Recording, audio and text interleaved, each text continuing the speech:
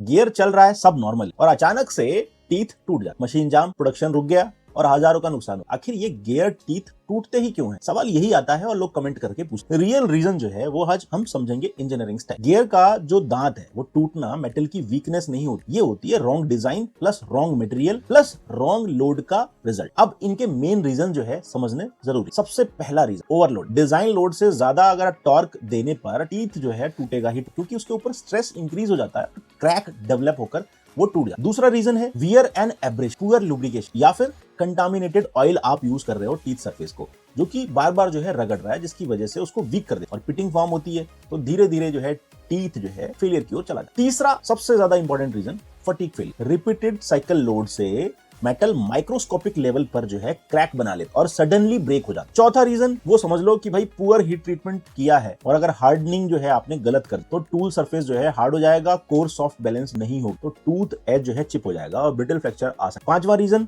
Misalignment या backlash. Gear correct position में match ना हो तो फिर अनइवन लोड आता है और वन साइडेड वियर से जो है पूरा का पूरा जो है गियर टूट, ये भी एक फेलियर का बहुत बड़ा रीजन। छठा रीजन जो है वो है शॉक लोड या फिर वाइब्रेशन, सडन इंपैक्ट लोड, मतलब कि झटका लगता है जब टूट के ऊपर तो फिर वो भी टूटता है। अब ये तो हो गया कि भाई ये टीथ टूट रहे हैं, लेकिन ये टीथ को टूटने से बचाने का जो है क्या फैक्टर है वो समझ लो। गियर डिजाइन में सबसे इंपॉर्टेंट फैक्टर होता है material plus heat treatment plus surface hardness और प्लस टफनेस बैलेंस। ये जो है चीजें अगर आपने सही से बैलेंस कर ली तो आपका जो है, और गियर का जो मटेरियल है वो आपको सबसे इंपॉर्टेंट तरीके से सिलेक्ट करना। समझ लो 16 MnCr5 को जो है कार्बोराइज्ड गियर में हम यूज करते हैं, 20 MnCr5 को जो है हाई वियर रेजिस्टेंस की जगह पे यूज करते हैं। EN24 वाला जो मटेरियल का गियर है इसको हाई टॉर्क या हैवी शॉक लोड वाली जगह पर यूज करते हैं। EN353 वाला जो गियर है इसको केस हार्डनिंग गियर बोल, ठीक है, और EN36 को aerospace grade high strength gear steel से बनाया जाता है, ये जो है वहीं पर। बाकी देखो ग्रे कास्ट आयरन के भी गियर होते हैं, वो लो लोड के लिए होते हैं, और एलाइड ब्रॉन्ज या फॉस्फोरस ब्रॉन्ज वाले होते हैं, ये वॉर्म आउट गियर्स होते हैं, मतलब कि घिसने के लिए ही बनाए जाते हैं। अगर हम सेफ्टी से एक गियर को बचाना चाहते हैं तो उसको